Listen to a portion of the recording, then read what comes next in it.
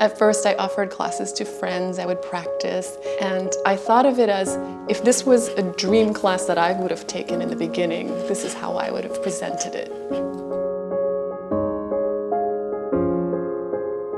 I think I've always drawn and made things and taken workshops, and then eventually I got to a point where I had taken so many classes I was like, well, I could teach these, and then eventually I did start teaching them.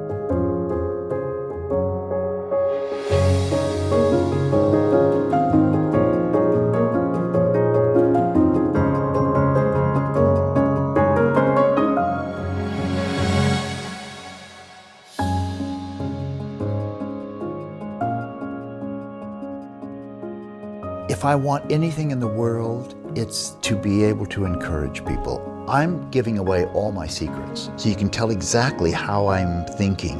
Nothing makes me happier than that.